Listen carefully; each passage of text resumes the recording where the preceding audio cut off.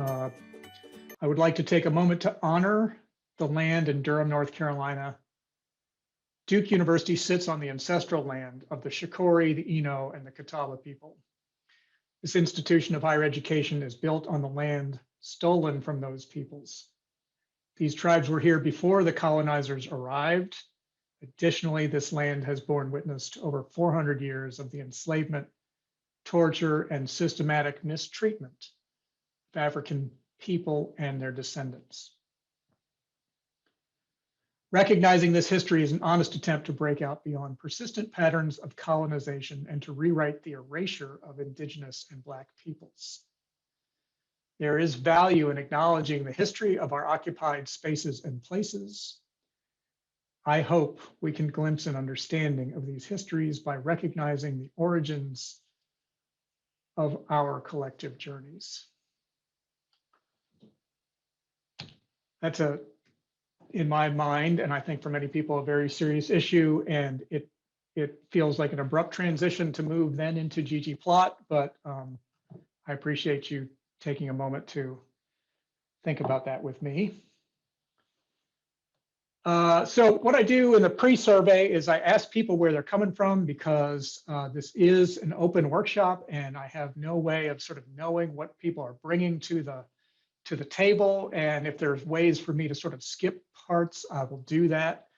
But I'll just share with you some of these slides. And partly why I'm sharing these slides and this information is I'm trying to model some of the things you can do with R/RStudio/ a reproducible workflow. In this case, everything I'm presenting here today is done in R with various R tools. One of the exceptions being that the registration system is a third-party company called SpringShare, but the data gets pulled out. And the survey that I sent you, of course, was a Google survey. Really cool thing, you can use this R package to actually read Google Sheets online and just import that data as a spreadsheet. And that's how I made some of these slides. I try and do a lot of this work because one of the ways R, I think, distinguishes itself from Python and other programming languages is it's a data-first programming language. It's all about the analysis. It is a fully Turing-compliant programming language, so you can do pretty much anything you can do with R, you can do with Python. There's some minor exceptions. But if you're into data analytics, if you're trying to analyze things, it's a great tool. And it has a very complete, mature sense of the existing data lifecycle. That means everything from import to reports and eventually putting things into repositories. Much of that you can actually orchestrate and automate through R. And I mention all that because being able to control all of that in one pipeline is in part what we mean when we talk about reproducibility. And so I am very bullish on the Tidyverse and reproducibility. As an employee of the library, you can imagine that reproducibility is important to us. It's one of the reasons we get involved in this, but it's not just important to the library. It's important when you're trying to get grants. The National Science Foundation and many other foundations are starting to require that you ingest and put things into repositories. They want to know that your work can be reproducible. And so this is a tool that helps with all that. I won't spend a whole lot of time talking about reproducibility today. We did more of that in part 1, and I can go into detail if anybody wants more. But I just want to highlight that it's important. So this first slide just tells me who's in the room by your kind of quote unquote academic status. I think this is the first time I've seen Nicholas School be the top ranked by attendance. So, I mean, it's not a race, it's not a competition, but, go Nicholas School. And this is really like the top 9 schools. A lot of health, a lot of bio. Great to see you all here. And then the other category is just a conglomeration of many more like onesies and twosies. And as I'm looking at this slide, I'm thinking to myself, oh my gosh, I really shouldn't have a tick mark of 2.5 and 7.5 when we're talking about people, because no one is a half person. But anyway, I can fix that. And we can talk about that if anybody is curious about those kinds of things. This is a time series slide, which all these things were done in R. This one also done in Ggplot. Just tells me how many people responded to the pre-survey and over what days. Time series is often done in particular disciplines, maybe not the one you're in, but it's nice that you can do things like this. This is what I really want to know is what kind of background are you showing up with? I would say something like 1/3 to maybe 2/3 of you are not doing a whole lot of coding, and that's okay. Maybe a comment there is that we'll hopefully talk a lot about Ggplot today, and Ggplot is a sort of command-driven programming grammar for making visualizations, which I think of as coding. And there's possible that you didn't interpret my questions the way I intended them, but just sort of understand that that's kind of where we're going. We'll be very Tidyverse focused, we'll be very Ggplot focused, and we'll be making visualizations. I asked people if they had used viz tools. Most of you, the way I read this, are not doing a whole lot of that. That's totally fine. You're in the right place. I always like to ask about version control and shell command line interfaces. I think of our programming languages, Python, I think of coding languages as kind of command line interfaces anyway. But again, this all leads towards, in my mind, these all lead towards foundational aspects of reproducibility. So I like to get a sense of where people are, because I think reproducibility will continue to be an issue that people are faced with, needing to learn more about. And I just like to know where we are at the moment. Hey, John, there's But a these are quick the question. things. Sorry, there's a quick question in the chat about sort of how R compares to something like Stata in terms of Great question. writing code. Yeah. Let's see if I can get maybe I can, I don't know if I need to read that in particular, but somebody said they might leave early. That's totally fine. And I'm not seeing the one about Stata, but let me just try and answer that. Stata is a statistical analysis application. And you can certainly write scripts that allow you to sort of create a linear flow of the analysis that you're doing, and you can use if-then logic. But as far as I understand it, it's not a full-on programming language. And it may excel in some kinds of statistical analysis over what R is doing.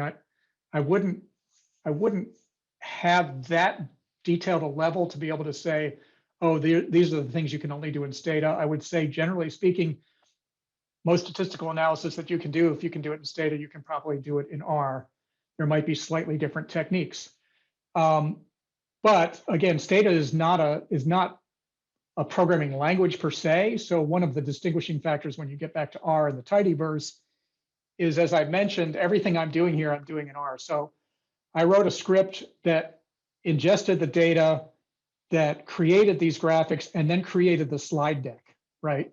So that's something that I think would be harder to do in Stata, kind of literate programming. And if you want to know some more about that kind of reproducibility aspect, you can look back at the some of the videos from part 1, which, as long as I brought that up, I will just, let me see if I can get out of this.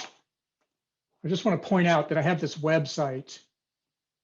I'm just going to get this URL, copy, and I'm going to put that in the chat. Sorry, my toolbar is being slow. Alt-H.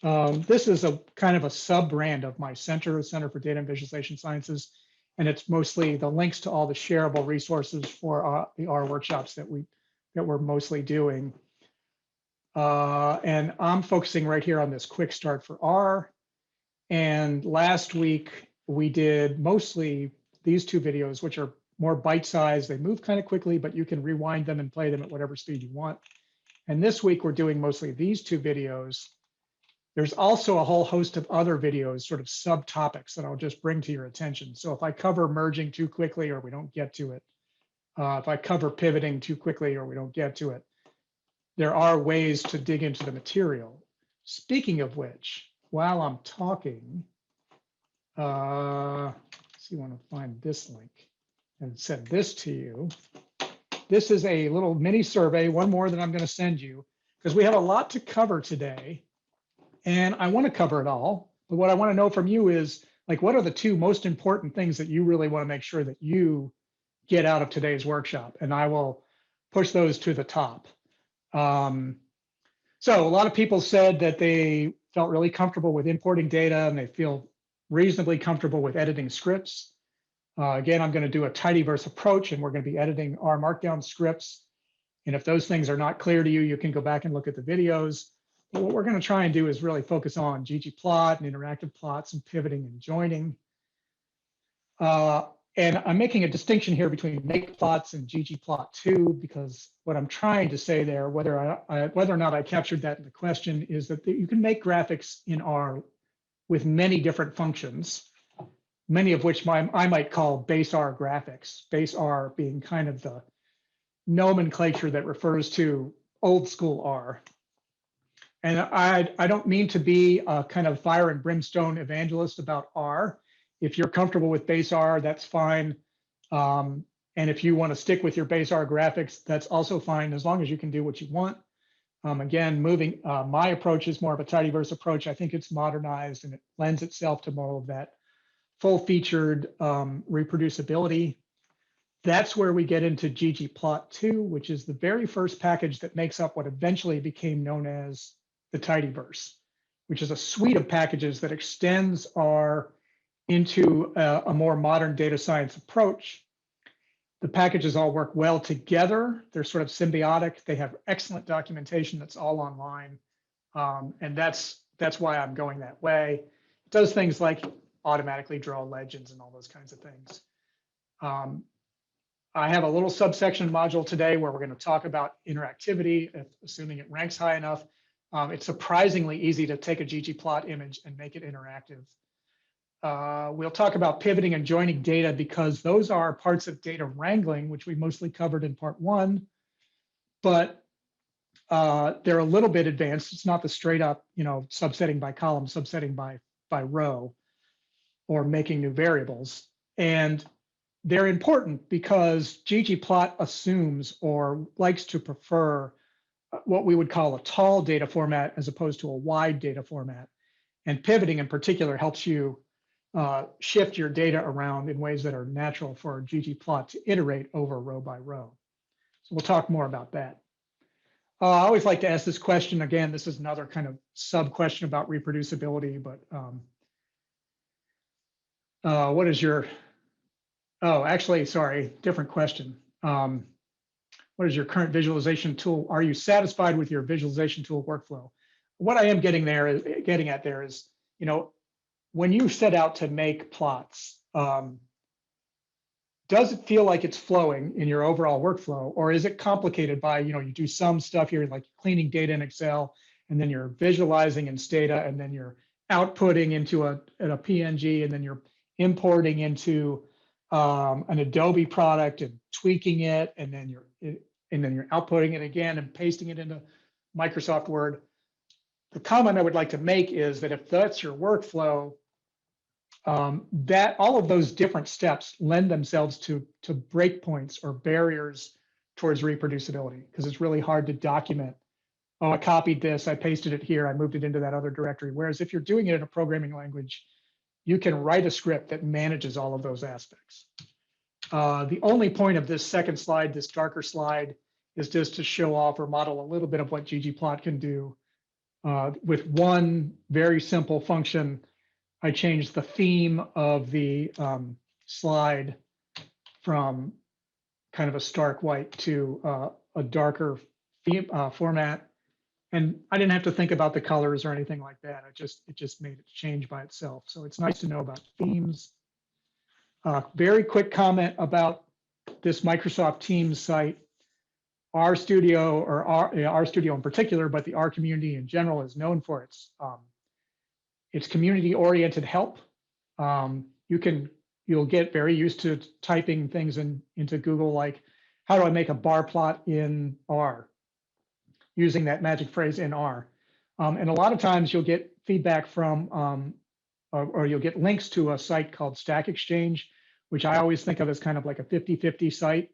About half the time it's really helpful, and half the time it really confuses me. Anyway, leading back towards R being a helpful community, they have a companion or alternative to Stack Exchange that's specifically about R. It's very helpful.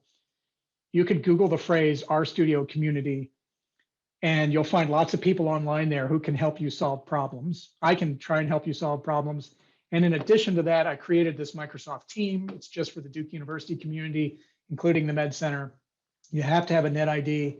If you're in Teams or if you're in Microsoft Outlook, like I think we all use for mail, you can click on this Teams button, then you can click on this join or create button and you can put in this code, or you can click on that link. And as long as you have a net ID, you should be able to use that. It's a fledgling idea that I started last semester. It got a little bit of traction. The idea is that you could pose questions there, or you can even monitor it to lend your own expertise, because I don't know everything there is to know about R, and there are lots of people who have different aspects of knowledge about R. So if this could turn out to be a helpful community locally for Duke that's not broadly accessible. One caveat that I will mention, but I don't think I need to, anytime you're posing questions with data, if it has personally identifiable information in it, of course you want to scrub that information out.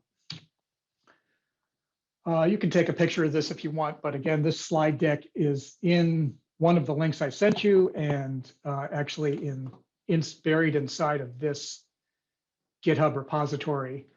But this is just to say that my center exists to help people with mapping and GIS, with visualization. We help with Stata, we help with SAS if we can. Our expertise is more with Stata and R and Python, Tableau for visualization. We have different experts in all of those areas. We have 2 experts who specialize in data management. So everything from writing the data management tool that goes into your grants to finally ingesting or finding the proper repository for your end result data and outputs. You can get in touch with us through this email or this website, and you can get in touch with me directly. I'm happy to consult with you. You know, if you just want to schedule me because you're confused about something, I'm happy to meet with you. Everything we're going to do today you should already have seen that URL, but the code's going to come from there. This is a new URL. We'll do some exercises out of there today. And last point, I think I need to move this slide, but when we talk about asking questions, I want to at least give you one tip. Our community, the R community, has come up with this concept. I don't think it's a standard or a convention yet, but it seems to work well, about making your question a reproducible example or a reprex. So the idea here is that when you ask a question, you reduce it down to its simplest, most finite code set and data to reproduce the code. I'm going to contrast that, and you can go follow this link if you want to read more about it. There's plenty of good information. But I'm going to contrast that with the idea that sometimes you'll see on, for example, Stack Exchange or anywhere, someone will send like 500 lines of code and they'll go, I got a problem in one of the subroutines. I'm not sure what's wrong, right? It's really hard to answer a question like that. It's much better if you can reduce it down, just get a subset of example data, say every time I do this function, I get this result, I don't know why. If you can reduce it down, you're much more likely to get a quicker answer. If you're brand new to this and you don't know how to do that, I am sympathetic to that. Reach out to me. I'll do what I can to help you. And this last slide, and then we'll get done and I'll open up the floor. This is really just one more example. It consists of a panel on the left of pre-survey results and a panel on the right, which has fake data in it, actually duplicate data from the post-survey, which I will hopefully send out a link before the end of today. And so the post-survey you can ignore, but this is another example of what you can do with a few lines of Ggplot code. So I've got pre-survey results based on the various things I hope we'll cover, and we'll look at your survey results here in a second, but base R visualization, Ggplot2, interactive plots, join, pivot. And this helps me understand where people are coming into the workshop. And if you'll fill out the post-survey results, it'll help me kind of assess whether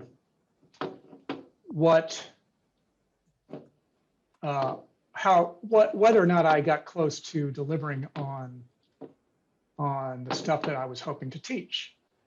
So that said, I want to take a quick look at the at the survey, wherever it is that I just sent out. I'm looking at my Google Drive here. Oh, here it is. And I will try and display that to the screen so you can see it. Oh, goodness, I just did it again. Every time I do this, but no big deal. I need to oh, I guess I unpaused the recording, or maybe Drew did. Good.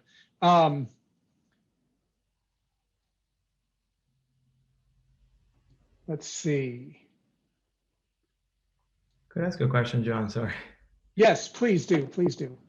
Where is the PowerPoint you're referring to? All right. If you can see, For email. that's a great question. It's a great question. And it is actually buried. And I will also say, not only is it buried, but I'm still writing those scripts that make those slides.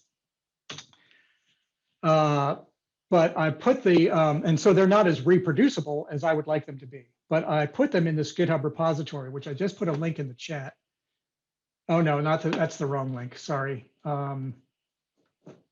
This link from the flipped repository. I'll put that link in the chat, and I'll drill down into it. There's a folder called slides, and there is let's see, here it is. The one we're doing today is this one, 2021-0204 flipped part 2 visualize.html. So you should be able to download that. And the way I usually do that, if you're not used to looking at GitHub repositories, is that if you go to that URL, the last URL I put in the chat, you can click on the green code button and you can download this zip of all of the files and then unpack that or expand it on your local computer. And we covered some of that last time in part 1, but so I won't cover it now, but if you have trouble after the workshop, let me know and I'll be glad to help. So now I want to share the results of the survey. Most people want to see Ggplot followed by regression, so we'll do that next. Then we'll do interactive and follow that with pivot and then with join. Okay, that's a great plan. One caveat I will tell you about regression is what I'm really going to show you, and I probably should have said this first, but what I'm really going to show you is some of the Tidyverse tools that allow you to manipulate the regression model outputs. This is not a stats class, and we don't have time for a stats class, and regression and all models are really big topics. And I'm not going to get into like, how do you interpret the p-value, or how do you decide which kind of test you're going to do. But I will tell you some of the existing Tidyverse tools that help you deal with regression models so that you can go forward with your analysis. And I should mention that we do have 2 grad students who work in our lab who are available on the chat. Let me go back and share this other, if I can find it. Here we go. One more. This is my departmental website, duke.edu/data. Put that in the chat. And what you'll see on that site is there's a chat button there and the hours of when people are available. And Annabelle Hu and Han-Ling Su are our 2 grad students that are master's candidates working in computational economics. And we don't per se offer specific research design help on choosing your best statistical model. We're not really a statistical consulting operation, but we'll do as much help as we can and then refer if it becomes too discipline specific. But Hanlin and Annabelle are our statistical experts, and they only work on chat. The rest of us will take appointments which you can do through Stata. So if that is your particular need, please keep us in mind, and you can reach out to them directly when they're online. All right, so starting off with Ggplot. So what I'd like to do is I'm going to try and open the floor. We were in the videos that you would have watched, we eventually recommended doing these exercises right here, exercise 02 viz. And just so you'll know, there's the answers to exercise 02 viz. And I don't care which one you choose. You could open up the one answers and you're still going to learn something, which is my whole goal, is just that you get engaged with the information. And so if you have questions about those in particular, I would like you to go ahead and bring them to our attention right now. And if you don't have questions about those, then I'll wait, and you can just, you can unmute and just jump in at any point. I will try and do some different exercises that you haven't seen yet. So it'll be new for the people who did the prep work, and it won't be out of the realm for those who are just joining us without the prep work. So let me pause for a minute and give people a chance to unmute and ask questions. Looks like Swati has a question. You need to unmute, Swati. Yeah, there you go. Yes. So I was attempting one of the exercises, and I'm sorry, I didn't notice the answers thing, so I might have looked there. But if I can just directly ask, when I was trying to create the histogram for the x is equal to HWY, I couldn't use the bin width function to alter the. I don't know why. Like, it didn't work for me. Okay, so I'm going to go to exercises 2. And what I'm going to do is I'm going to click run all. So the results for answers are all in line in my script. And I'm going to scroll down to the question that you were asking about, which I think was this one. Yes. Right? Yeah. Okay, or actually this one. So you can see that the answer is right there. Sometimes the problems may be syntactical, like you don't have a comma in the right place, which would be my guess. Oh no! So, go ahead. I was putting the numeric value 2 in quotes, but I didn't have to. Yeah. So correct. That's correct. That's kind of an R standard. Is that when you're doing a argument assignment like this, if it's a single equal or even if it's a double equal, if it's numeric, you don't have to put it in quotes. But if it's character-based, you usually do. Got it. Thank you. Mm-hmm. So I'll take a second here to see if there are other questions.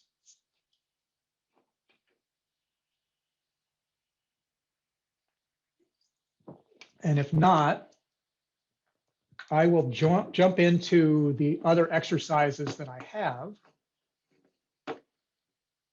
Let's see, how am I going to do that?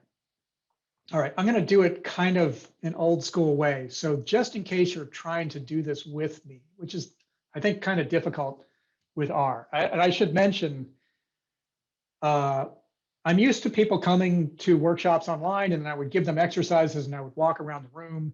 And it was a great way to personalize, personally answer little bits that I might have not been clear about that are confusing to a new person. It's a lot harder to do that in a Zoom context, which is why I kind of quote unquote flipped the workshop, tried to make a bunch of videos that you could watch, which you can watch at any time. Should cover some of your questions, hopefully, even if I don't cover them today.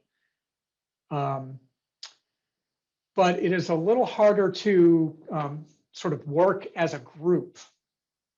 So I will try my best to show you what I'm doing. I'm going to go to this repository. It should be in your chat box. It's the one github.com/livejohn/intro2R, the number 2 is at number 2 _ exercises. And I'm going to, there are much easier ways to do this, but the foolproof always works way is to click on the green button and download this repository, which I uploaded into GitHub using RStudio. And I created it in RStudio as an RStudio project. And I did that because making it an RStudio project makes it easier for you guys to run on your computers, because I was using some reproducibility techniques, some simple reproducibility techniques, like using relative file paths, which makes it possible that you don't have to set your working directory to whatever I happen to use. Now, if none of that makes any sense to you, you can ignore it, or go back and watch the part 1 video. I'm going to put this expanded repository, unzipped repository, on my desktop. And before I completely finish, I just want to show you that one more time. I downloaded it. I'm on Windows, so I right-clicked it. It's really important to expand or extract all. If you don't extract all, I don't think that you'll be able to work for a little while, and then you'll end up with some problems. So even if you're on a Mac, make sure that you expand the zipped file. And I put it on my desktop. You can put it anywhere you want. By the way, if you're not seeing at this moment like a blank blue Windows screen, let me know. But I'm assuming I'm in the right place. What I just did is I opened up that folder that I expanded onto my desktop, and I'm going to double click on this R project file, and that will launch this repository as a contained project into RStudio. And there's my project name right there. And if I click on that, I can flip to other projects. And I'm going to start right here, O2A viz answers. Let's see if I have an O2A that doesn't have answers. I do, O2A viz. I'm going to start here. Let's see if I can answer my own questions. All right, so this puts me into a R Markdown script, which has Markdown prose in between the code chunks, right? The code chunks are these little gray parts. I'm going to make some quick changes to my RStudio, so hopefully it's a little easier for you to see. Global options, appearance, you do not have to do this. 150%, okay. Oh, I don't want to restart R, but I will if I have to. Okay. Oh, it restarted it for me. How nice. And the other thing I'm going to do is I'm going to press, in the editor view, I'm going to press Control-Shift-1, because one of the advantages of doing an R Markdown script is that you don't really need all those other little quadrants. So there's some metadata at the top. I commented out this particular line because I'm not all that concerned in this context of creating any kind of derivative output, a report, but I could make a Word file or a PDF file or whatever. So the very first thing I'm going to do is I'm going to load the Tidyverse library, which consists of not only, let's see if it'll tell me, hopefully I'll get some feedback. Yeah, I got some feedback. It consists of Ggplot and a whole bunch of other Tidyverse libraries that all work well together. Talked about some of that in part 1. And one of the nice things about Ggplot is it comes with some onboard data that we're going to use in these exercises. Okay, so goal 1 is just to make a standard scatter plot. So starting with the MPG data set, let's make a scatter plot. Let's take a quick look at the MPG data set. I'm gonna highlight that, and I'm gonna press Control-Enter on my screen, and I'm looking at the data. If I was back in the 4-quadrant view, I could go to help and type MPG in here and get kind of a code book for the data. But sometimes you can just look at it and figure out what you want to know. It's 234 rows, 11 columns. The first column is called manufacturer. It's a character style column, and the first 10 rows all have the same category, Audi. This is information about miles per gallon of cars, specifically their city and highway mileage. Has some other information about the cars, the make, the model. Displacement. Displacement, I'm not really that big into cars, but just in case you're not into cars either, displacement is a measurement of the size of the cylinder The cylinder is what the fuel goes into. The bigger the cylinder, the more fuel you burn. So it is a factor in identifying mileage per gallon, right? If you're burning a lot of fuel, you may be getting lower miles per gallon. So our question is, make a scatter plot using displacement as the predictor variable on the x-axis and highway, that's highway, that's displacement, as the response variable. And the way to do that, the simple way to do that, I'm gonna put a comment right there because I want my code to kind of, I don't want to get down there just yet. I just want to do this part. I'm going to start by saying, what is my data frame? And then a tidyverse convention. This is a conjunction. It's a way of stringing together multiple functions as if it were a sentence. And the tidyverse, you may have heard me say a moment ago, Ggplot is the very first tidyverse package. It uses a different conjunction. And eventually they standardized on this as the conjunction. But initially, Ggplot used a plus sign as a conjunction. You can mnemonically think of both of them as saying and then. So if I was reading this data sentence, I would say, take the miles per gallon data frame and then send it to Ggplot. Now, the standard syntax for Ggplot is as follows. Ggplot data equals a data frame, IDF, and then aesthetics, where X equals variable 1 and Y equals variable 2. And that sets up the infrastructure so that you're ready to visualize something and use the conjunction and then you add layers, which is what we're going to do. We're going to make a scatter plot. So that would be G on point. And essentially, that's what you need to do. That's the formal syntax for the grammar of the graphics. GG standing for grammar of graphics. In practice, now that the tidyverse has grown up a little bit, we write it a little bit differently. So I don't need this part formally because I'm piping it in right here. I'm piping the data frame into Ggplot. So MPG is assumed. And I don't have to say X equals or Y equals because it's assumed that the first position is going to be X, second position is going to be Y. If you feel more comfortable writing them, there's nothing wrong with it. So my question is, X-axis is displacement, DISP, and Y-axis is highway. If I stop there and run that code, of course, it helps if you spell it properly.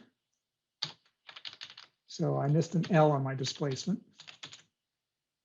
What Ggplot has done for me is it's drawn a blank canvas that takes into account the data ranges of displacement and highway. So displacement has a value that goes from presumably 0 to 7, and or maybe it's 1 to 6. And the y-axis highway has values going from 0 to 50, roughly. Right, so that's all that happens. Of course, no one stops there. Now I want to add a layer, and you can add multiple layers. So the layer I'm going to add is the geom point. And notice when I started typing geom that I got a context menu with all of the Ggplot geometric functions. So I can make all kinds of different plots, right? And I want to use geom point because that's the one for scatter plot. Now, before I go much further, here's a good time to kind of stop and pause and switch back to my web browser, which I hope you are seeing. In a tab, I'm going to type in ggplot2.tidyverse.org. I'll put that in the chat. And this technique works pretty well for all the tidyverse libraries. So if you have a question about a dplyr function, you can put dplyr.tidyverse.org. And it starts with a cheat sheet that's really handy to download. And it starts with some information that you can read through to get started. And the other thing that's really nice here is that it has a list of references for every function. And I just mentioned that we're going to use the geom point layer, but if you clicked on layer over here in the submenu, you can get more information about all of these layers and how you use them. There's geom point right there. This documentation you can get on board in RStudio, but I find it easier to look at online. All right, so once I put this in, remember when we just wrote this much part of the code, we got a blank canvas, and now I'm going to put in a layer to visualize as a scatter plot. So I'm going to highlight those three things and press Control Enter. I could press the green button, but then it's going to try and run these 2 bits of code and give me an error. And there I have my scatter plot. So let me at least comment those 2 out. It looks to me like oh yeah, that's the basic scatter plot. Okay, so let's get rid of some of this so that I'm going to move this up a little bit higher so it's not in the way. And there we go. Make a scatter plot. That's pretty much the simplest plot you can make in Gtplot 2. But the nice thing is once you understand that you're using the aesthetics argument to map variables of a data frame, and you can use these various geoms to generate different and multiple layers, then you have an idea of how you can start to construct a more complex visualization. So the second question here is add color to each variable by the type of car, which I'm giving a hint here, the type of car is in the variable class. Let's go back and look at MPG and look at class. I'm going to scroll to the right. There's class. And if I just kind of scroll through that data, I can see that I've got information for minivans and mid-sized cars and SUVs. So I want my plot to have different colors based on the type of car it is. So I use the aesthetic argument up here, and that's a global aesthetic argument. I can also use different aesthetic arguments specific to the layer. So I'm going to use both. And the function I'm going to, or the argument that I'm going to leverage here is the color argument. Let me go back just for a second to my documentation. Every geom has a series of aesthetic arguments that you can set. Sometimes they're a little different depending on the function, but color is one that I'm going to use. You may notice that color here is spelled with a U. RStudio Ggplot Tidyverse was originally developed in New Zealand, and they use the British spelling there. But they were very nice to people like me, and they allow you to use either the British or the Americanized English spelling. You can use either. So I'm going to type in color equals, and here I'm going to put in class. And when I run that function, I get my color, my graph, where each dot is automatically colored and the legend is automatically written. And these are the categories of the class variable. I mentioned that you can have aesthetics either local to a functional layer, or you can have them global. That means if I put in another layer right here, for example, geom smooth, then that means that X and Y are available to both layers. Let's undo that for just a second. I want to point out that I could also do it this way, because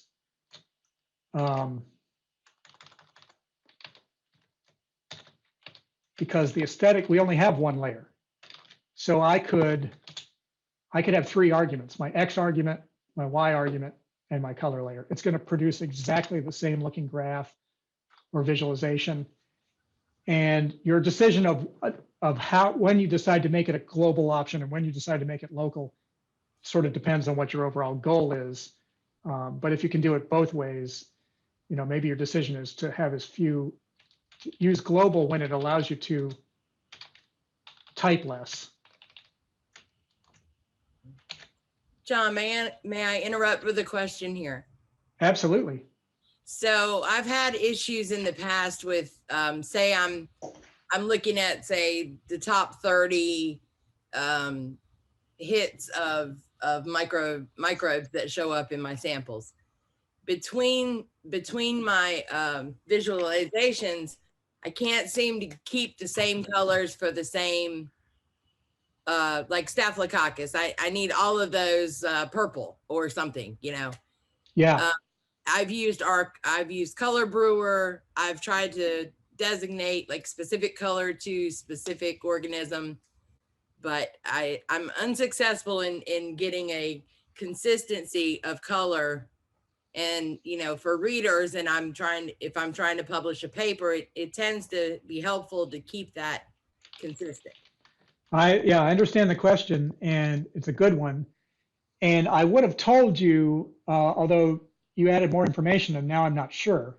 I would have said, well, you should be able to use an additional function called scale_manual to assign colors to particular categories. It could be that I'm not sure why it's not working if you have done that, and I don't know if maybe there's a possibility that during today's workshop we could look at your data and we could try and troubleshoot it. But if not, we can work that out in a consultation. Right. The other challenge, I think the two challenges that I hear are, one is it sounds like your categories may change based on the frequency of the values of the categories, and you should still be able to use, there's one of the Tidyverse libraries is called Forcats, and you should still be able to use Forcats to kind of hard code the categories in a particular order to particular colors. Okay. But syntactically that could get a little confusing, and you said that it was switching up on you, and that gives me a little bit of pause without seeing your data. I'm not sure what's going wrong, but I'm happy to work on those details with you. Sure. All right, so what have I got here? I see I've got a little error, and I'm not sure why. I've got a little red squiggly underneath my close quote. I'm not sure that's even relevant. I'm going to try this one. Yeah, that's a mistake. And anyway, the code ran. So I created color. I can, by the way, I don't know if I could override this. We'll see if we can override this. You can assign colors manually. So I can type in the word red. Let's see if that, overrode. It came second, so it overrode the dynamic assignment. But that's good to know that depending on whether or not you put color argument inside the aesthetic function or outside the aesthetic function, gives you different outcomes. Okay, lastly, add a regression line. So I'm going to put in one more conjunction, and I'm going to type geom, and the regression line function is called geom smooth, SMOTH. And notice, by the way, that I have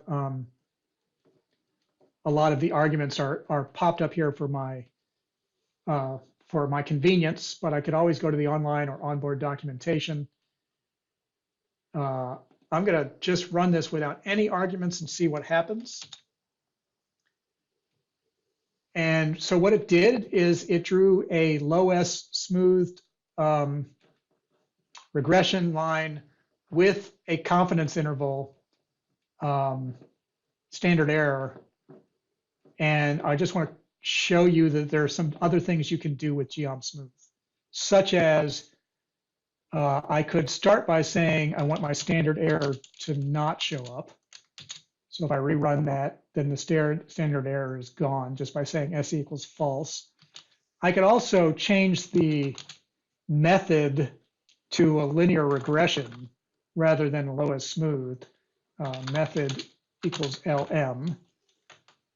And I think normally you would put those in double quotes, but I think so many people don't that they probably rewrote the code to take either format.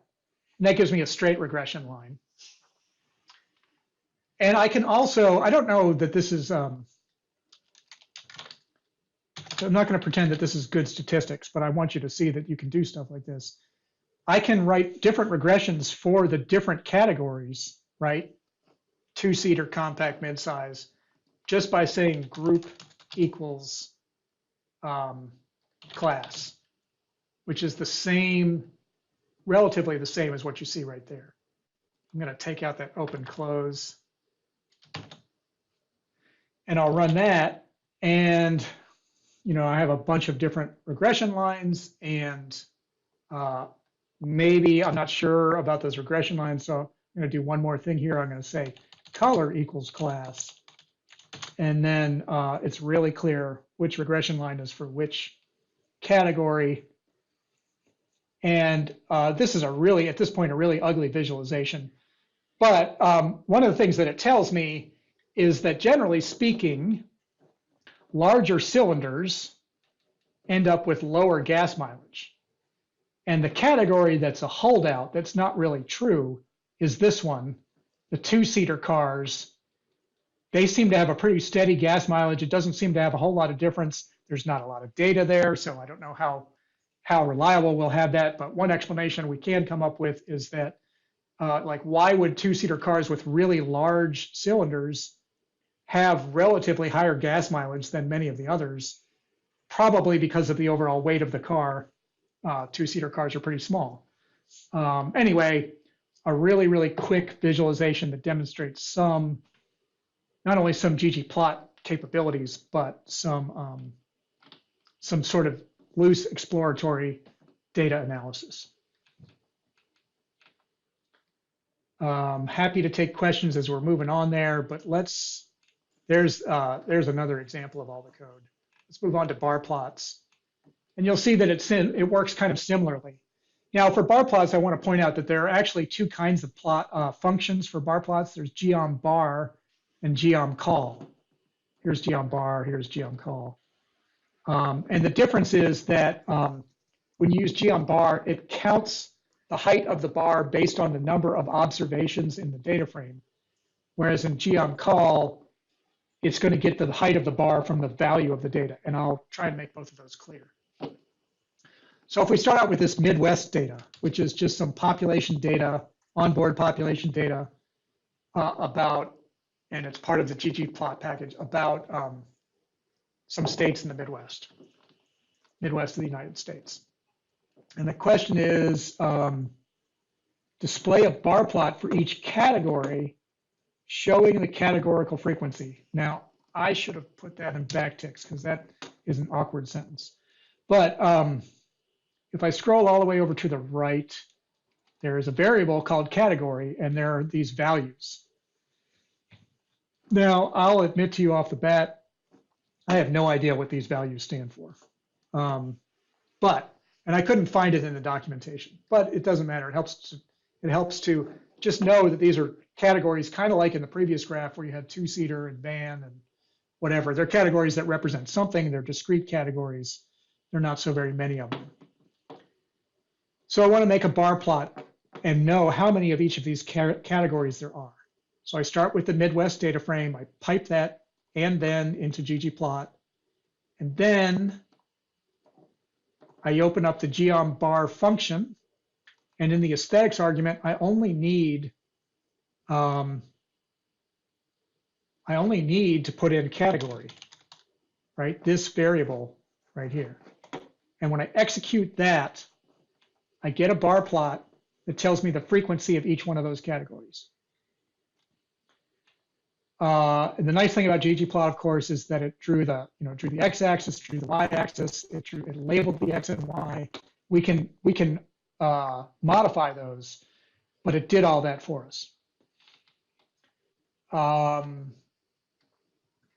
right, part B, arrange the bars in order of most frequency to least, which demonstrates a different tidyverse function and one that will come up a lot when you're making bar plots or doing other kinds of visualizations.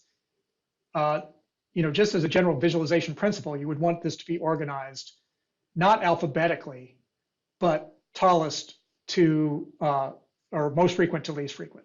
Depends on your audience, but that's a generalized approach. And the way I'm going to do that is I'm going to use this library. You remember, let me scroll back up here all the way up to the top. I said that Ggplot or Tidyverse libraries work well together. So we're using Ggplot. We're also going to use 4cats. And 4cats is the library that helps you manipulate functions. Okay, so the function I want is fac, because there are these, because in our language, a category is a factor. And I'm going to use the function fac infrequent. Why is it not showing up? What am I doing wrong here? 4cats. FCT, I might have spelled it wrong.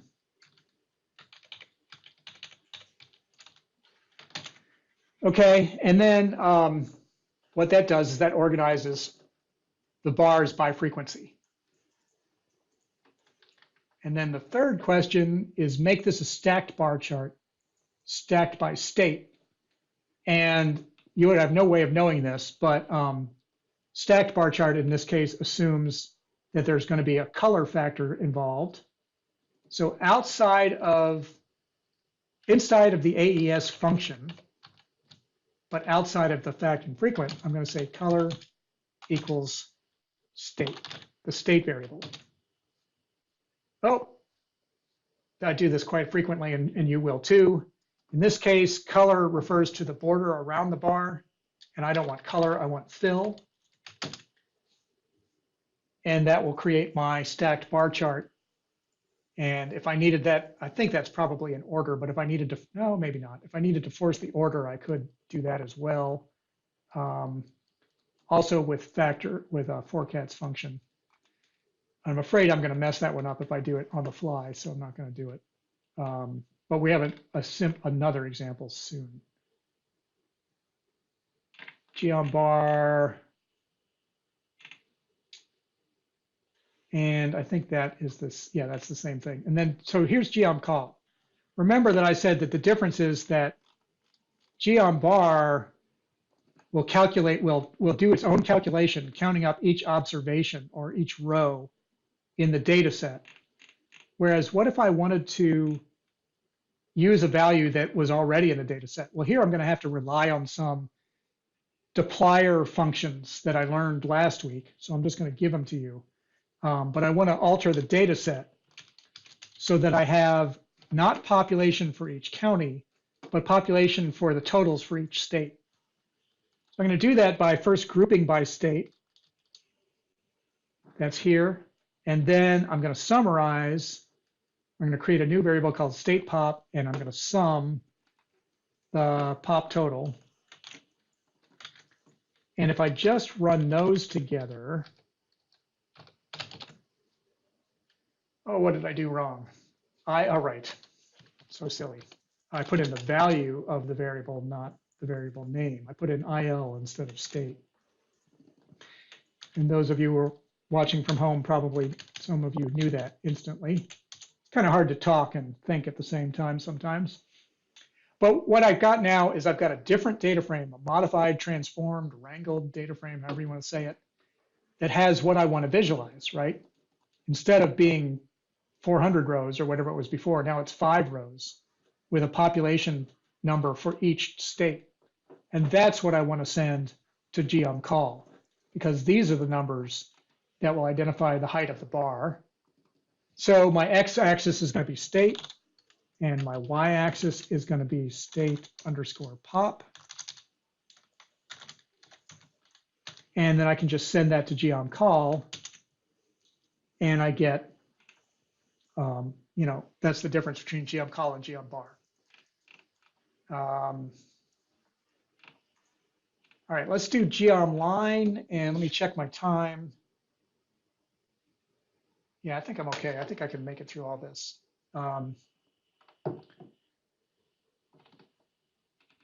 Geomline. Okay, so one of the things that geomline is going to help me introduce to you is that I said this before, but Ggplot likes the data to be long. We're going to come back to this when we talk about pivoting. But the two onboard data sets that come with Ggplot, there's one called economics, and there's one called economics long. If I look at both of those, here's economics. It's a wide data frame, 6 columns wide, 574 rows. And geom long is 2,870 rows, but only 4 columns. And the difference is that it turned all of these values into rows, and all of these values into rows, and all of these values into rows. And Ggplot really likes that. It makes it good for iteration. So let's comment out economics. Just work with economics long. And we'll come back to discussing that data format in a bit. Draw a time series line plot of the various values in the tibble. Tibble is another name for a data frame specific to Tidyverse. Use the group argument. Okay, so time series, the x-axis on a time series is going to be the date.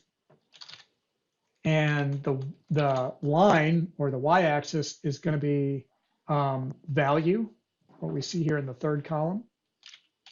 And if I stop there, let's just stop there so you can see what happens. Because this line plots, I find them hard to draw. It'll look goofy because it doesn't really understand the groups yet, right? The groups were PCE, POP, PSavert. As we looked at, of course, it's in rows, but there's PCE, and if we scroll through this a bunch, we'll eventually get to POP. We'll go down to the bottom, there's POP. So I want those groups to be relevant, and I can do that by saying group. अभी ये 12:30 तो क्या? Group equals, somebody's got their mic hot. Thank you. Group equals value. No, I'm sorry, group equals variable. So that I can effectively sort of subset each line relative to the value of this variable name. So when I run that, now I've got, looks like 4 or 5 lines there. I don't know which one is which, but I got that because I used the group option. I can augment that by also using the color option. And as it turns out, it's a little bit redundant. If I had just used the color option by itself, I would get this more understandable plot. So at this point, group is a little bit redundant, but it doesn't hurt anything. All right, so that's making a line plot. It's a time series plot. It drew the time from a date variable type, and it gave me my y-axis labels in scientific notation. And so I want to fix that because I don't really like the scientific notation. So I'm going to introduce this concept called scales. Scales is a way that usually you can affect color or other aspects. Scale y, there are whole bunches of scale arguments, continuous because it's a continuous variable. And it has an argument in it called labels. I'm not seeing it off the bat, but if you go into the full documentation, and I know that you wouldn't know this off the bat, I'm just showing you because you'll run into these things when you want to do them. And here I'm going to give the labels argument a different library function. There's a library function called scales, and I'm going to put in use the comma function. And so you can watch how the y-axis will change when I run that. I now have readable scales.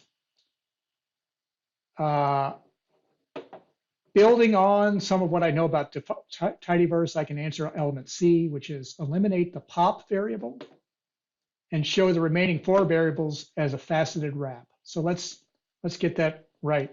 I want to eliminate all of the rows where variable equals pop. So I'm going to do that with a Tidyverse dplyr function filter where variable does not equal pop, and then pipe that new smaller data frame into Ggplot2. When I run that, I don't have that really high value of population. I'm only doing this so you can see how you can manipulate your graphs. And then the other thing that is nice about manipulating graphs is I can use this thing called Facet Wrap. There's two really useful commands, Facet Wrap and Facet Grid. Facet Wrap's a little bit easier to deal with. But what that will do is create subplots, one for each category of the variable, each value, categorical value of the variable data, variable, right? And so the syntax for that would be to say, to use the same variable label. And when I run that, I now get 4 plots with the same scales all put in together. And that's a really handy way to look at multiple pieces of data. I might, in a case like this, from a visualization standpoint, I would put a little more effort into my labels, and I probably eliminate my legend because it doesn't really deliver anything extra. It's just more stuff to look at. So it presents a little bit of what they call cognitive overload or cognitive load without delivering any value. Could you scroll? Yep. Sure. Yep. Thank you. Actually, at this point, could you also tell us, so for instance, in the Y label, in the Y-axis right now, every other grid line is labeled. Is it possible to get every grid line labeled? Yeah, you can control the breaks, and you can control the every grid line. I find it a little bit confusing to do, but so I'm not going to try and do it online because I'll probably get it wrong and I'll get stuck in a rabbit hole. But let's see, breaks. There's a whole bunch of break arguments listed there, and some of them are arguments within like scale. And what I'd like to do is kind of skirt over your question by saying, yes, it's totally possible. I don't have those arguments at the very top of my head, but they're not hard to look up. And if you get into that situation and you're stuck, please reach out to me. I'll be happy to. I can find the answers relatively quickly. Thank you. Totally possible. You can control all of that stuff. As a matter of fact, as long as you ask that, I'm going to put in here. It might be the very next thing I'm getting to. Or if it's not, I should cover it anyway. There are other things that you want to do with your visualization, like make better labels. So the function is labs, and there's a whole bunch of arguments that go into that. Title equals subtitle equals X equals Y equals and source, just to name a few. Let's go ahead and fill those out. So URC, no, it's not source, it's caption. Caption equals. So I could do this and say state population or state demographics, subtitle, I don't know, stuff you should know. X-axis is, I'm going to actually eliminate that because I think that that's, no, I'm going to eliminate both of them because I don't think date is particularly explanatory here or necessary, nor do I think value is. But, you know, you could put in the Y-axis, you could put something like, you know, in centimeters or whatever's relevant. And then for caption, I'm going to put my source information, Ggplot2, what is this? Economics underscore long. And of course, that could be a much more verbose. But when I do that, now I've managed a bunch of other aspects of my graph that I normally have to do. So that's a function that's really worth knowing, is the labs, short for labels. There are other ways to do that, but that's the one that consistently works and the one that I tend to use all the time. All right, so that's kind of like a whole bunch about Ggplot, and we have 45 minutes left. So what I'd like to do, we'll skip the interactive and we'll go straight to the visualization. Give me a second here.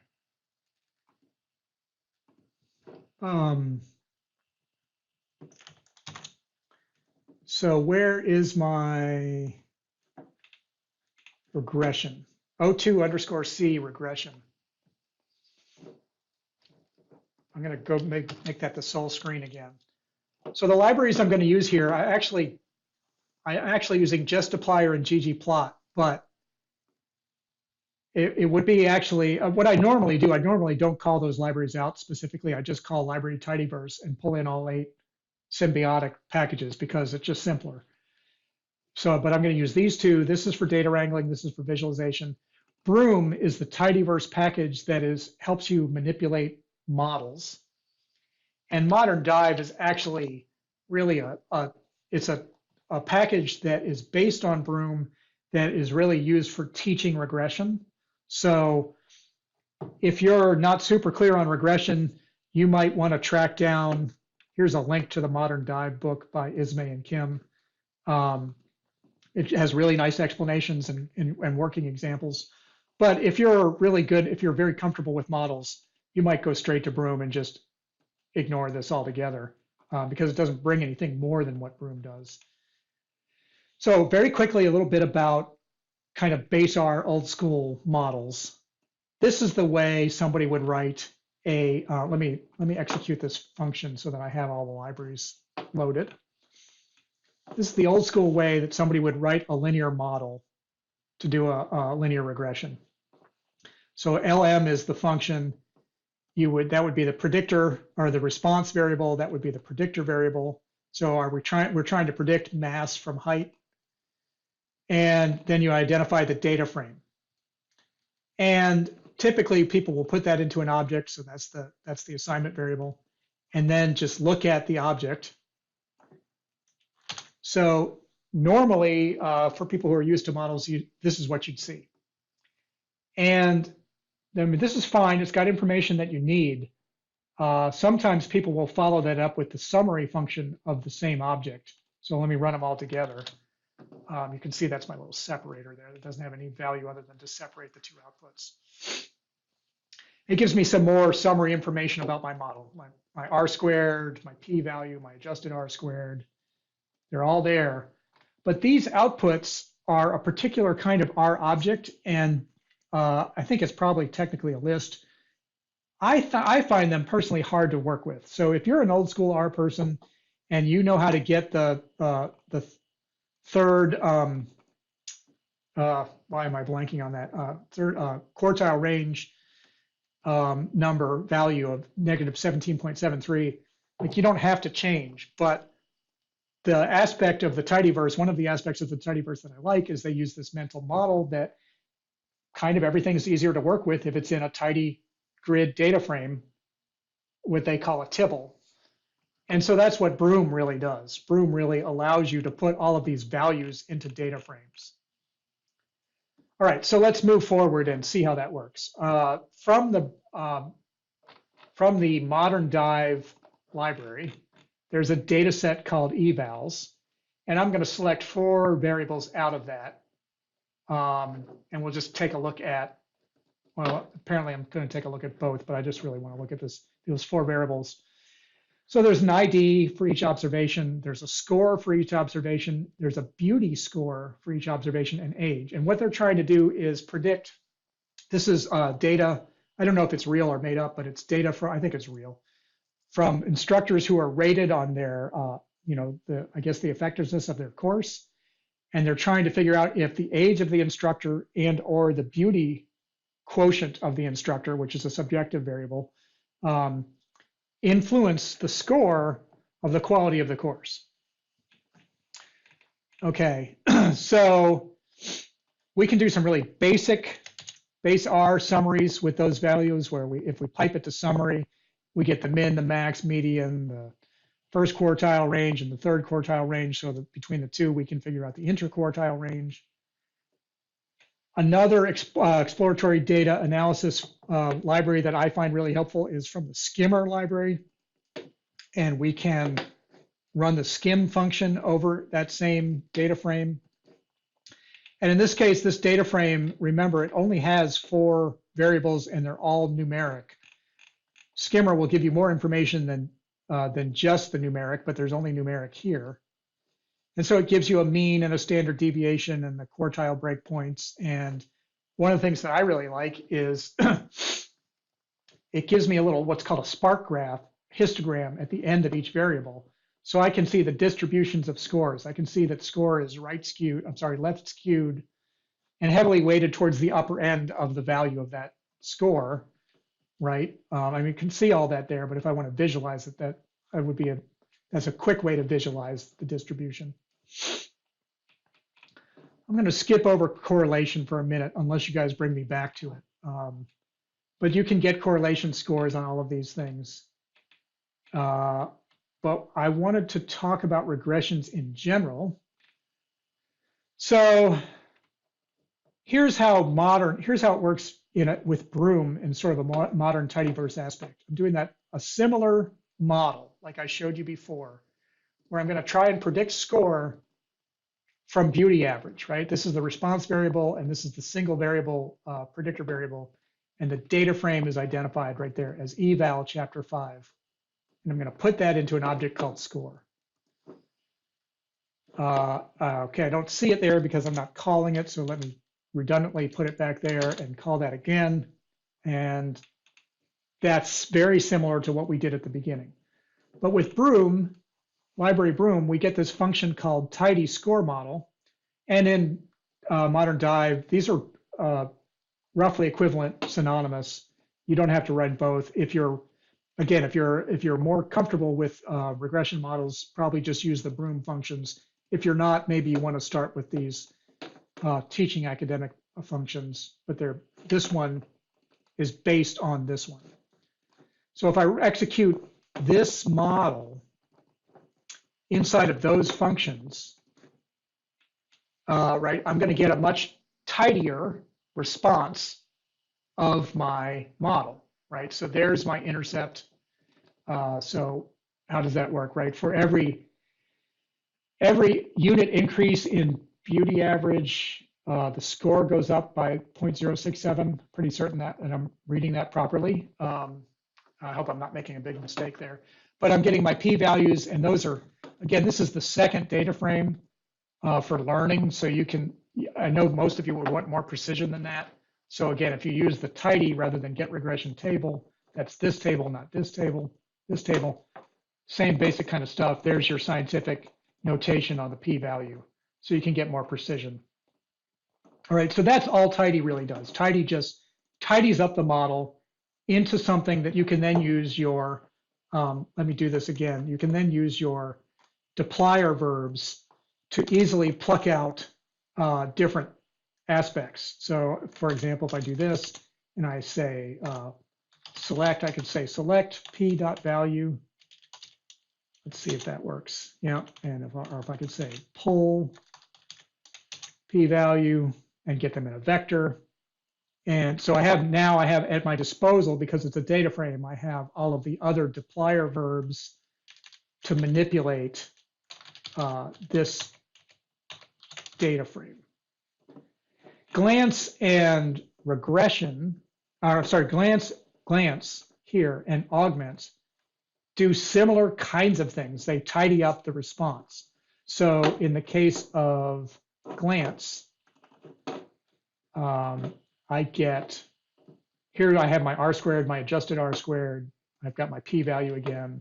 This is actually not glance, sorry, this is this one. So let's go back to the first data frame, glance.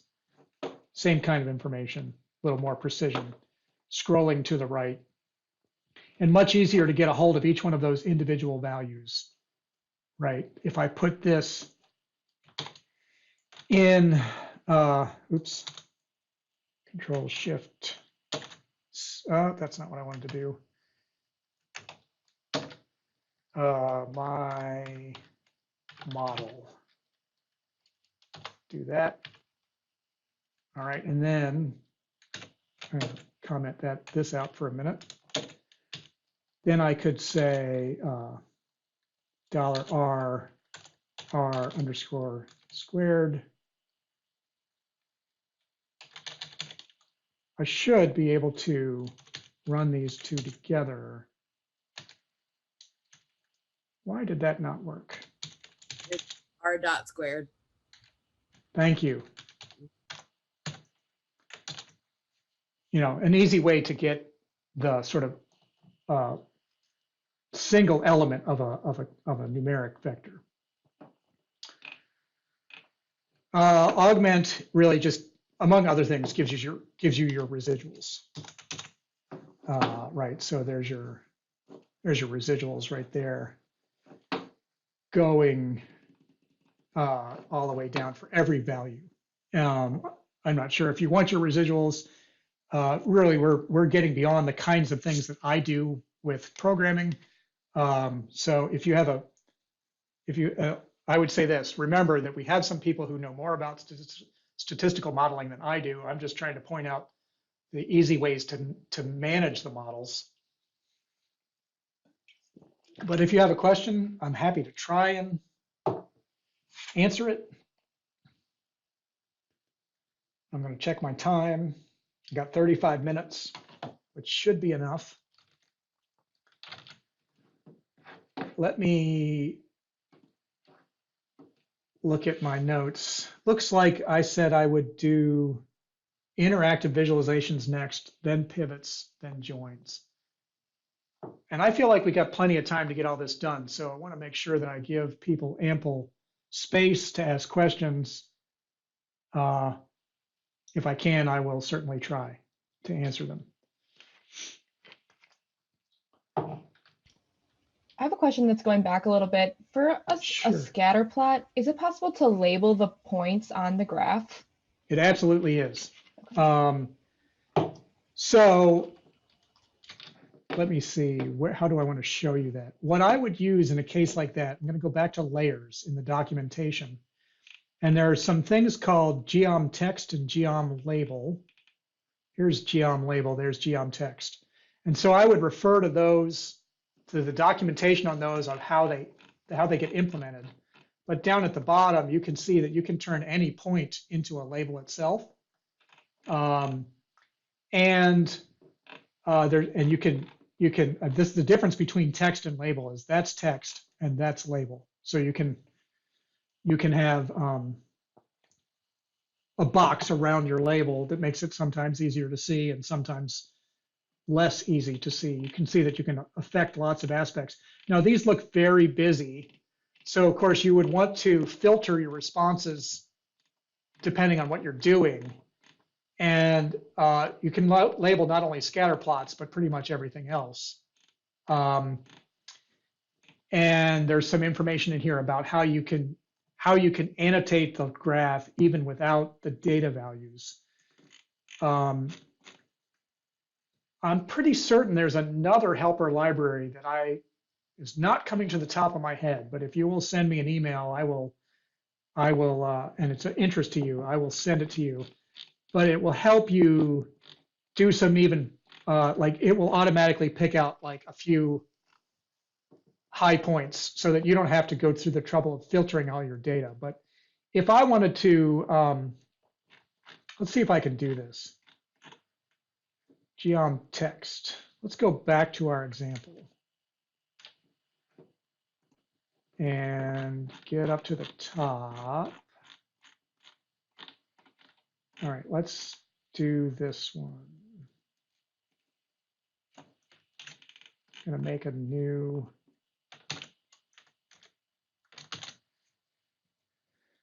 All right, now if I add a layer, geom underscore text, I'm not certain what's gonna happen here. Yeah, it requires something else. Geom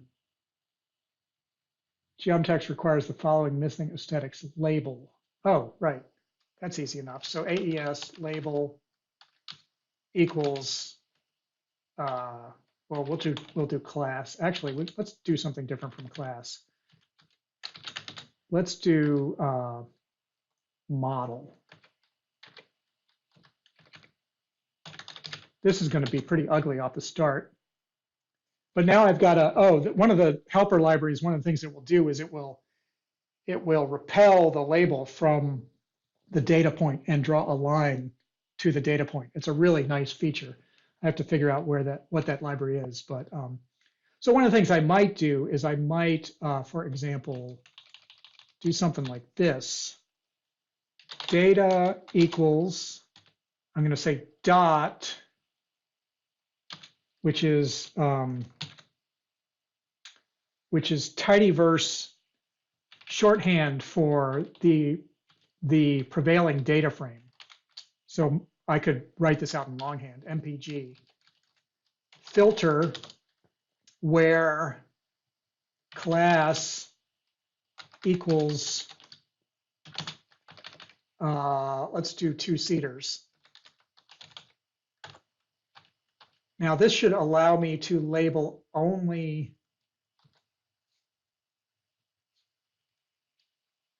yeah, right. I need to close parentheses right there. Data, not date. Sorry. Oh, did I write date? Thank you. Thank you, data. Thank you so much. And see, you can see, again, I should do a little more manipulation, but it's a real easy way to label just, in fact, maybe I don't want the label to be, in this case, 2-seaters.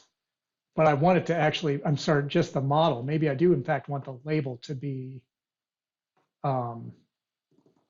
class, because I want to make this point that 2-seaters are weird, right?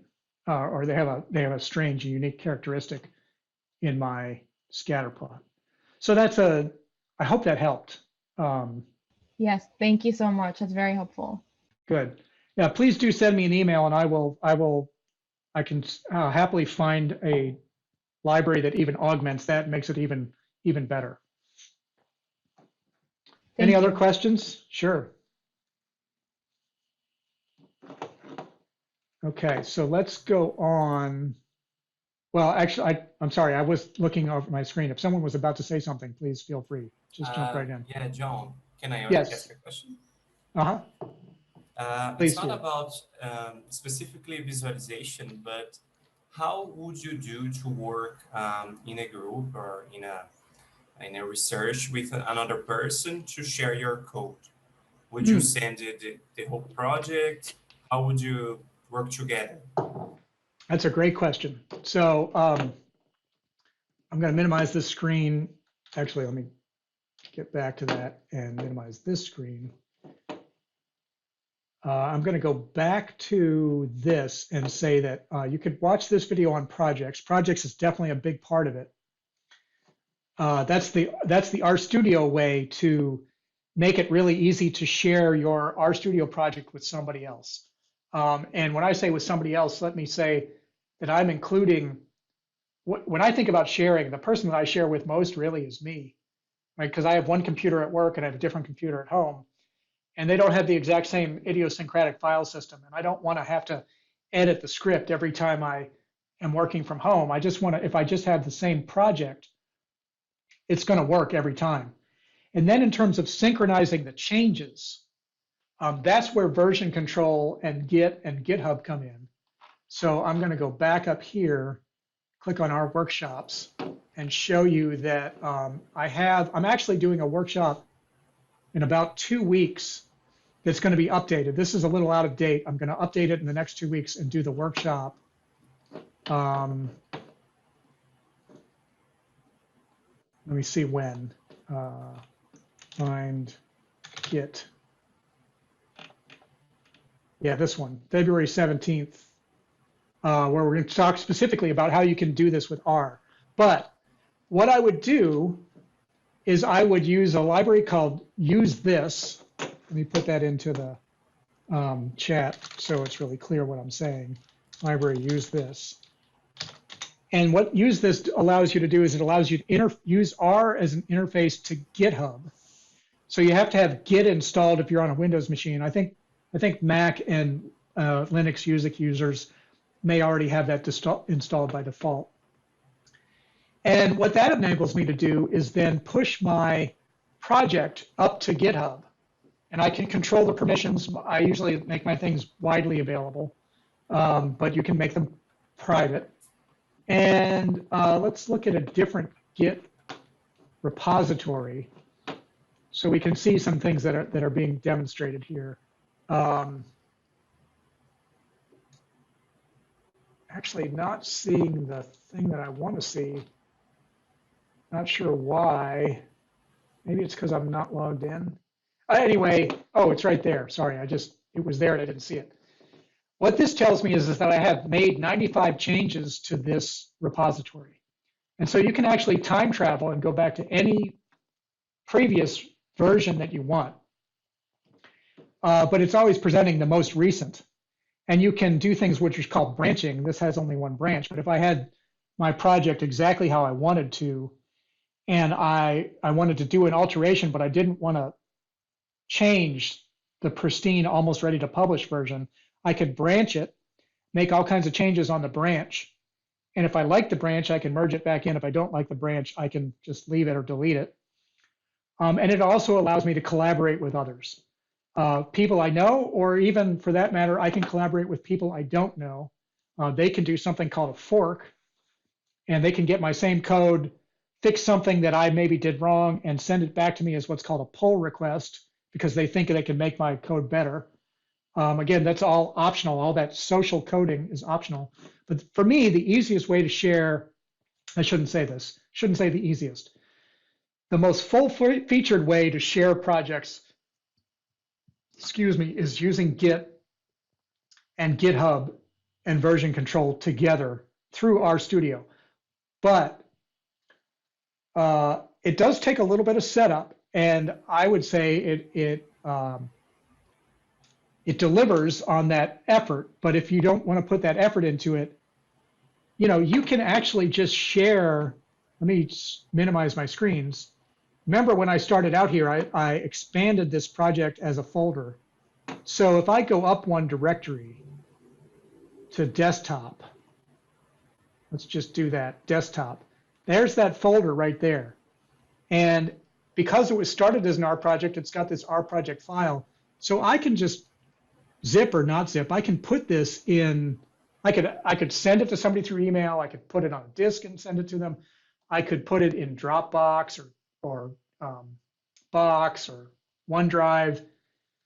I would caution you against keeping your projects in OneDrive, because I actually think that OneDrive and Dropbox, that they get a little wonky when you start trying to control version inside of a file synchronization system, which is one reason to use Git and GitHub instead of those. But the dead simplest thing to do is to take this RStudio project and just share the whole folder. Just send it to somebody as an attachment, and they'll be able to do work on it, or you can send it to yourself over email and go home and pull it out of your email. You'll be able to do work on your own project. It'll work every time. Great question. Thanks for asking. Thank you. Okay, so on to interactivity. Oh, this is cool. This is actually fun. It's fun because it's mind-boggling how simple it is. Let's go back to visualization script. Oh, not that one.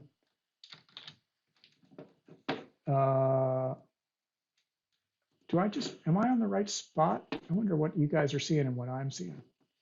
Yeah, so I want to be in my, no, this is right. This is right. Let me just get down here and, no, it's not. Sorry. Go back to, let me just open this back up and demonstrate again. So I want to be in these exercise area. I'm going to open up the exercise project. And I want to open O2Viz. Let me do O2Viz answers. And let me scroll down to the bottom just to make sure I have what I want. And what I'm going to do is I'm going to run all so that I'm sure that everything runs the way I want.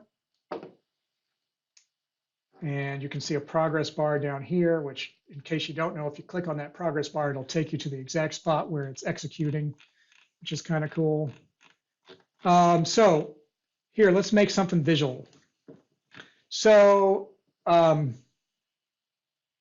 me start this way. I'm going to start this way. Here's a Ggplot plot that I want to make. And what it is a stacked bar plot of the visualization of the Midwest data frame that we were looking at earlier. And you can do this with any Ggplot object. It requires that you run this library called Plotly. If you haven't installed the library, we didn't talk about this much, but you can always, library also known as package, you can always click this packages tab, click the install tab, type Plotly. And I'm not going to do it, but if you click install, it might take some time, so maybe you don't want to do it either at the moment. But once I install it, I only have to install it once, but I have to load it every time I'm going to execute it. And so I loaded it, and now I can make this thing interactive. So this is a standard Ggplot from this code right here. Nothing special, standard Ggplot output. If I assign that Ggplot output to an object name, right? When I run these 3 lines of code, of course, I don't get any visual output, but I now have that object in my environment. So if I want to look at that plot, I can call that object name that I just assigned. And then if I want to make it interactive, I just put that object name inside of the function Ggplotly, right? Part of the Plotly library. So when I run line 132, changes the plot a little bit, but it gives me a whole bunch of tools that I can turn on or off. I can put this into a web page and it's instantly interactive. If I mean, do a lot with it in terms of reports. And this is just a standard bar plot, so it doesn't have everything I would want right off the bat, but the simplicity of doing this is amazing. And then I can alter it. So some of the features are that I now have flyout menus, flyout windows for each one of these variables, and I can control what shows up in those flyout menus. I can, again, this is a toolbar that I can turn on and off, but I could get flyout menus for the whole bar. I can, maybe I want to drill down and look more closely at some of these bars that are really similar. So I can subset the plot and look more closely at what's going on. I think if I click the home button, it'll reset everything, yeah.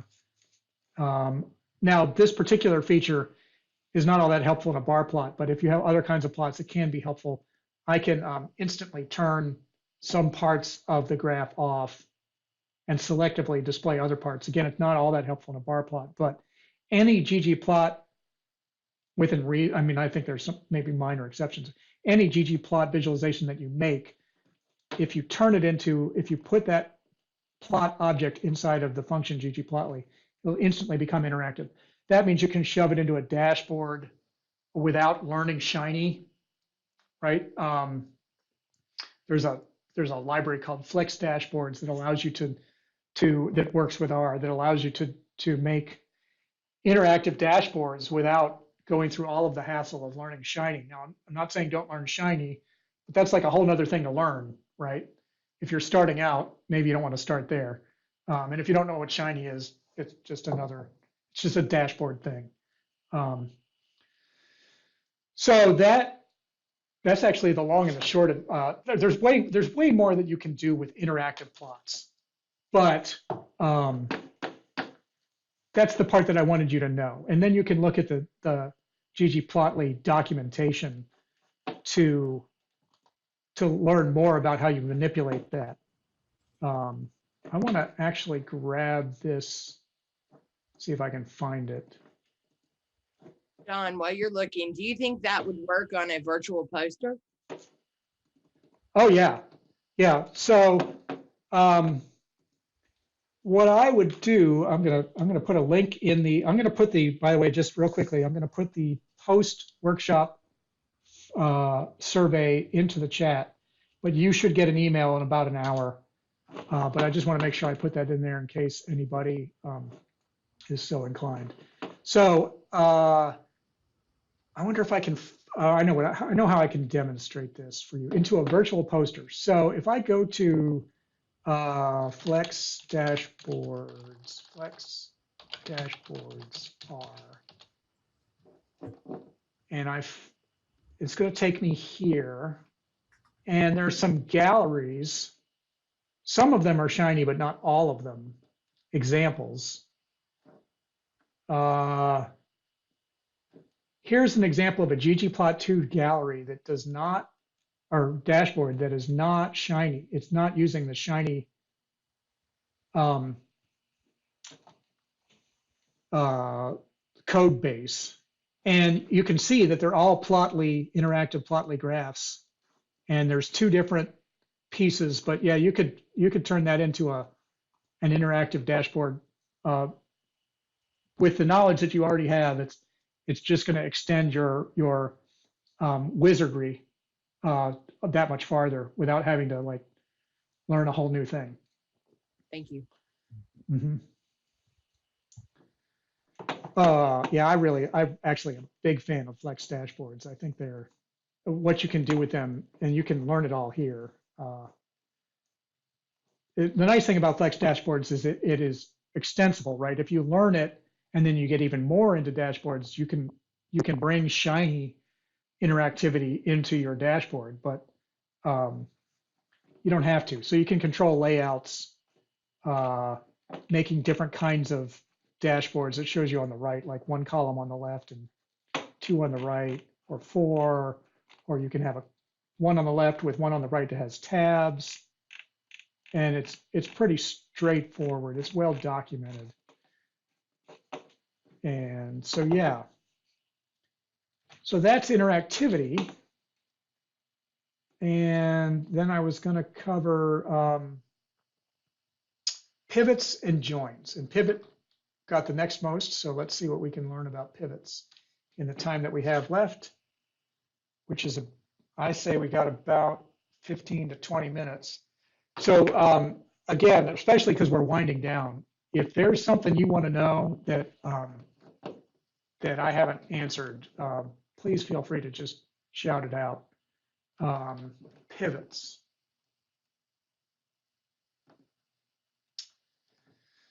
Okay, I'm going to go back to this one and go to O2B pivot join. Make that full screen again. And the whole thing about pivoting is that you're changing your data either from wide to long or long to wide.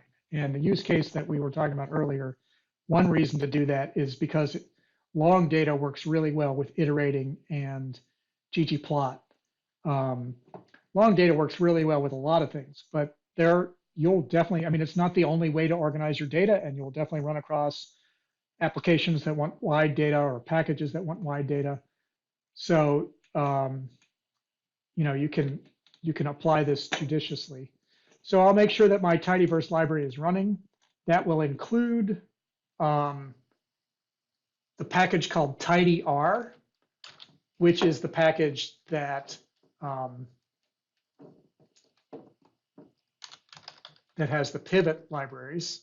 Now, I say pivot because a lot of people have heard that.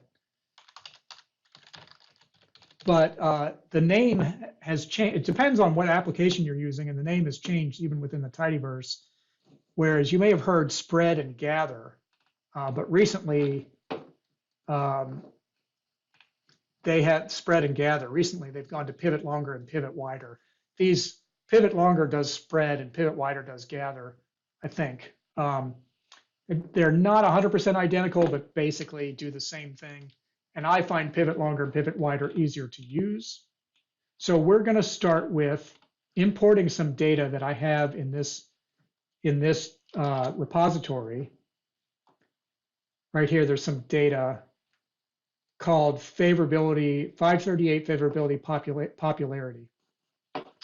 538 Tidyverse.com, if you haven't heard of it, is a survey website.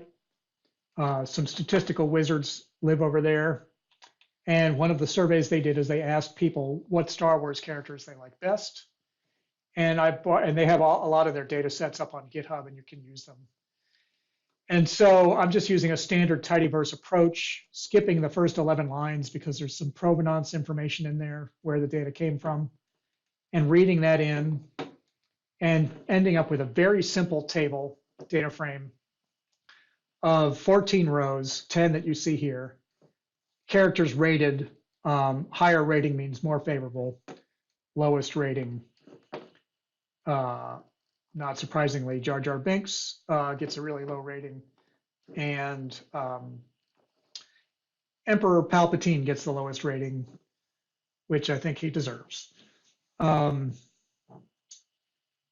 Right, so, oh, wait a minute, that was all about joins. Let's go to pivots. Sorry, got off track there. Back to economics long. That was, the point of this was to demonstrate this is the wide version of the economic data, and this is the long version of the economic data, right? So if I run both of these together, we talked about this, but the wide version is 6 columns wide, 574 rows, and the long version is 2,870 rows, only 4 columns wide. And these days, because disk space is a lot cheaper than it used to be, having the kinds of redundancies in the long data is not generally a problem, and it leads towards some efficiencies later. So that's one of the reasons to pivot longer.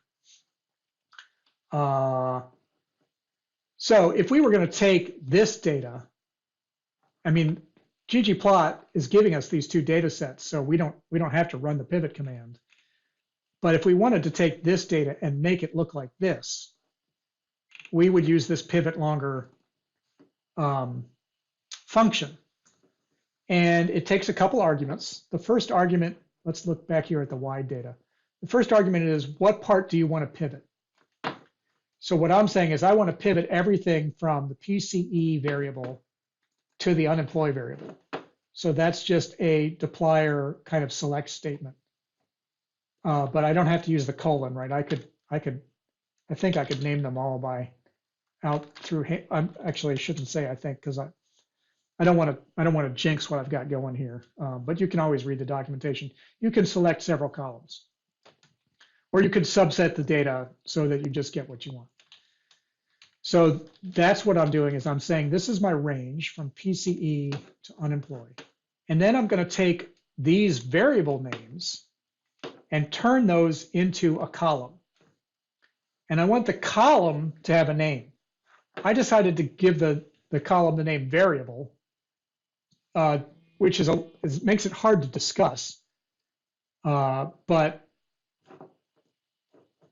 this column name variable has these categorical values. That's what I want to do.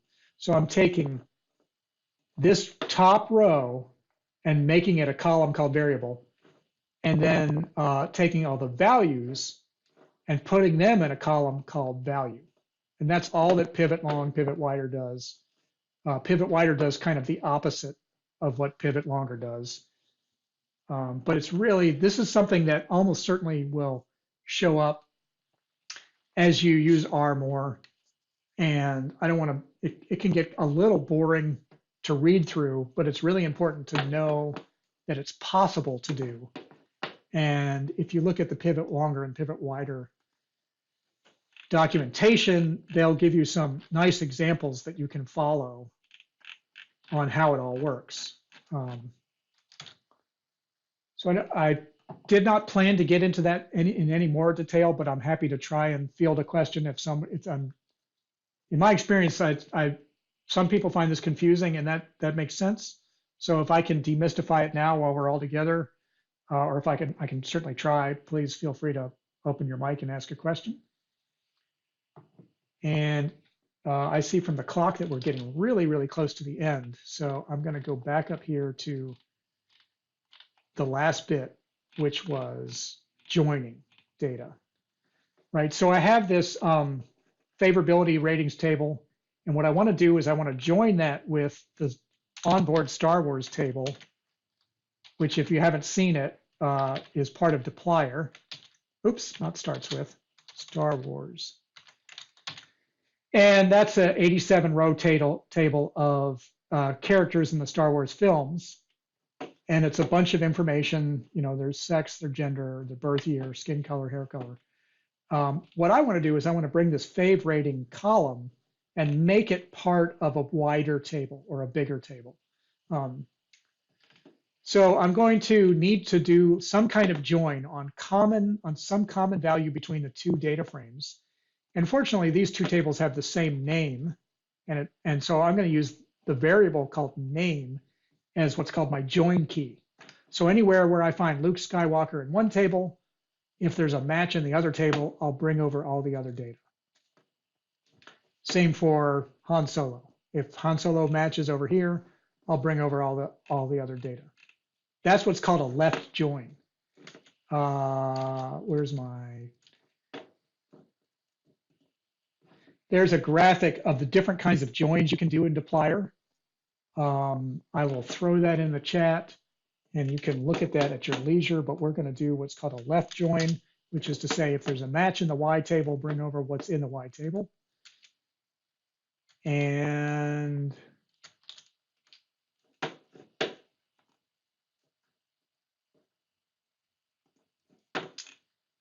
that's done this way. I'm going to start with the left-hand data frame, which is called fave ratings. And I'm going to use the left join function to join it with the right-hand data frame. Now I have a commented version up above, which is the longhand version. RStudio or left join is smart enough to know that if there's a common data frame, you don't have to name it out completely. But just so you can see it, like if you had one that was called name and one that was called full name, you could explicitly identify the join key. But that's commented out. And that's all there is to it. You just do a left join, and then I'm going to arrange that. And what I get now is I get my fave rating as part of my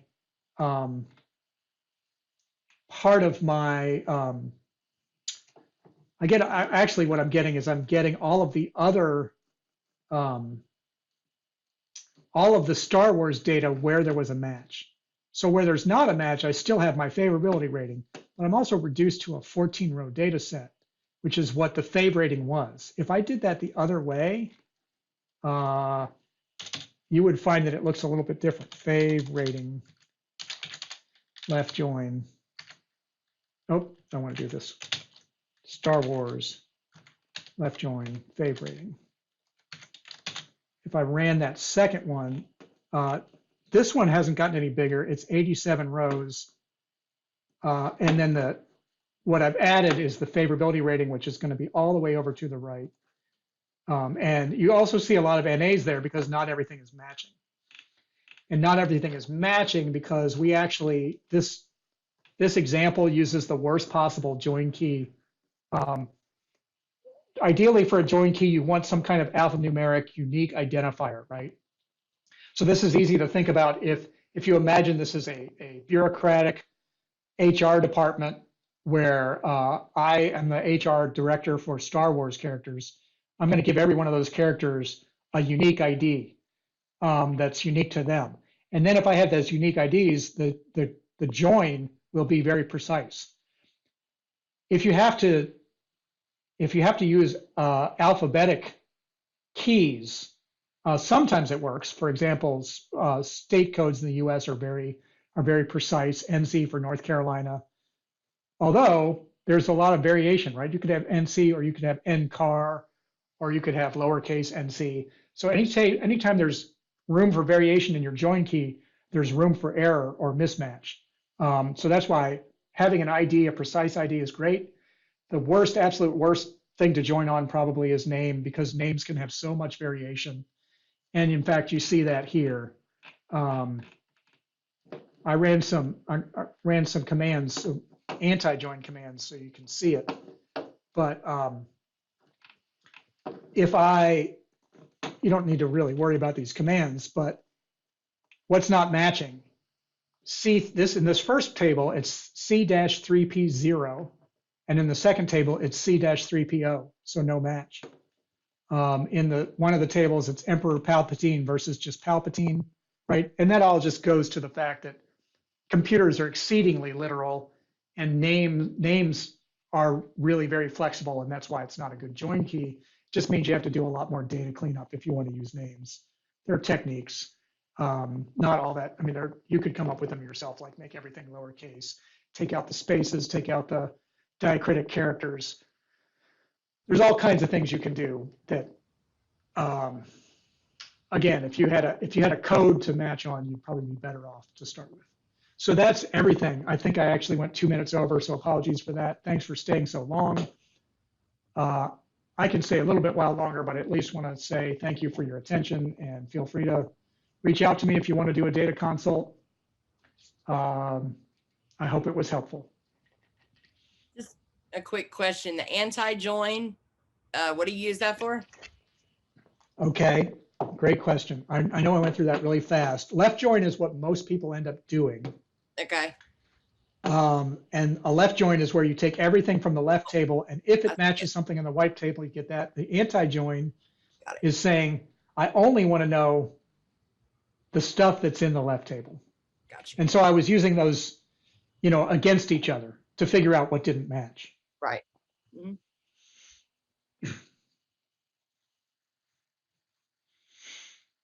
All right. Special thanks to Drew Keener for hanging around for so long. Thanks, Drew. Yeah, of course.